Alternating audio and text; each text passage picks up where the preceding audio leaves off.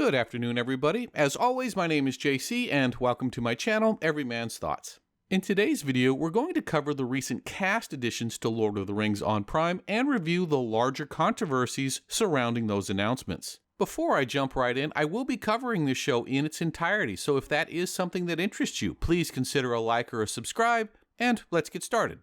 The controversies have a little more sex appeal than the actual cast announcements, so let's start there. Sadly, the most persistent controversy so far has been that of the darker complexion of many of the new cast members. The argument breaks down as follows. Based on the maps and information provided from official sources, most people believe the show is going to be focused on Numenor and the elves of the Second Age. The problem for some is that the features and appearance of the Númenóreans and elves is fairly well defined in the pre-existing text. Thus, in their opinion, a person of color or even someone with a darker complexion in the role of an elf or a Númenórean would deviate from the original source material.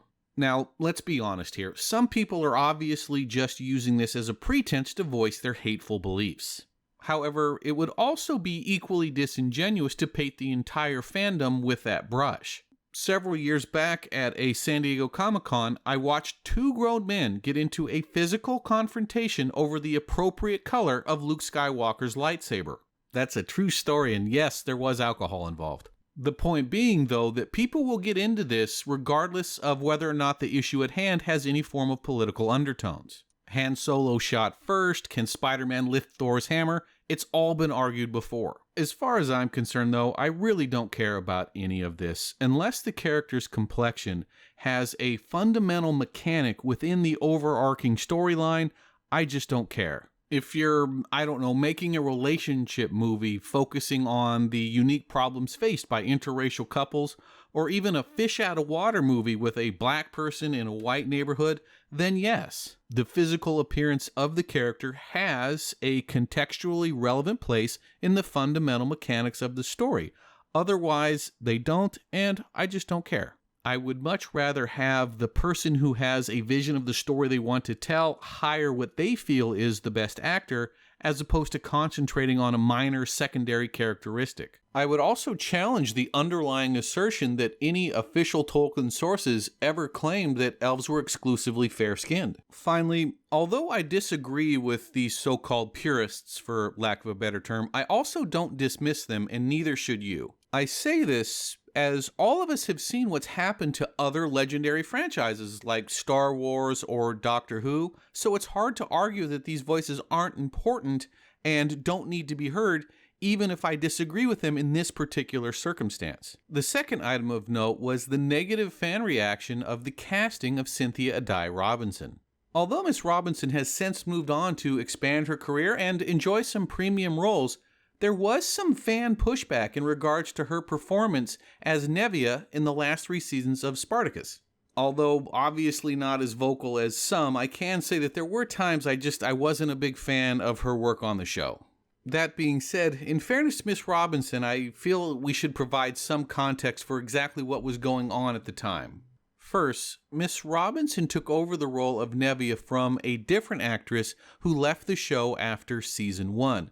We all know how fans react to a mid-series replacement actor taking over the role of a character they already enjoy. Second, with the sad and untimely death of the show's lead actor, the entire production was thrown into a scramble, and for season 2 they had to do an unplanned prequel. This prequel had the effect of both changing and diminishing the role of Nevia within the show for the entire second season.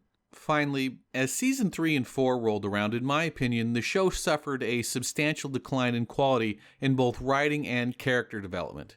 Unfortunately for Miss Robinson, as she wasn't in season 1 and her role was reduced in season 2, season 3 and 4 are what she's going to be remembered for, and as I said previously, they just weren't that impressive. Before we review the new cast members, the last issue I want to discuss is the lack of A-list names in the cast in general.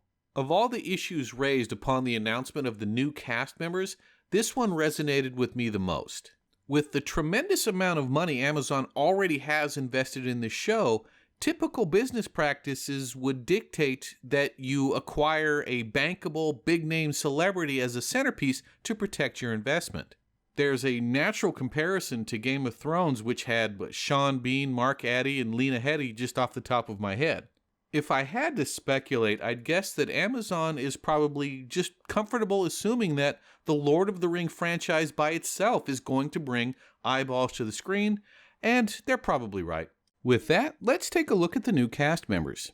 When you look at the group as a whole, with some exceptions, you're going to find an extensive theater background and some television and movie work, but usually at the local or regional level. Because of this, instead of just going over the IMDb profile for actors a lot of people have never heard of, particularly here in the States, instead I'm going to highlight those actors whose work I am familiar with, and we'll go from there. The first actor I want to talk about is Peter Mullan. Now, I chose him first because he received far and away more positive fan reaction than any other actor on this list, and he has one of the more extensive resumes. Mr. Mullan has been around for a while. He had a bit part in Braveheart, several roles after that, and a small part in one of the Harry Potter movies. But what I think fans are really excited about was his work and portrayal of the character Jacob Snell in the Netflix original series Ozark. This is when he first caught my eye, and I suspect why he was such a fan favorite among the new cast members. He also did really good work for a few episodes on the HBO show Westworld, and then the first season of the show Cursed. Ozark and Westworld are certainly worth your time and worth his acting skill. Not so much Cursed. The next one on the list is Simon Merrells, and I've seen quite a bit of his work. Spartacus, Dominion, Nightfall specifically, among others. Although the first 2 seasons of Spartacus was the best of those 3 shows, his work in Nightfall was actually, in my opinion, his best work. Nightfall was a show I really wanted to like, but the quality of the writing just wasn't there. However, anytime you have an actor who rises above his writing, well, I think that's noteworthy.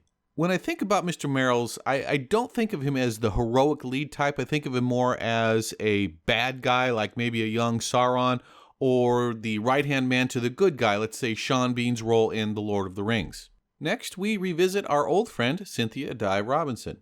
Now, from an American perspective, she has the most mainstream and substantial resume, and I spoke earlier about how I felt she was a victim of circumstance in regards to Spartacus. I have to wonder if the combination of her being part of a show like Spartacus, which just really lost its way, and her being more of a mainstream B player, helped contribute to the negative fan reaction that she received within this announcement.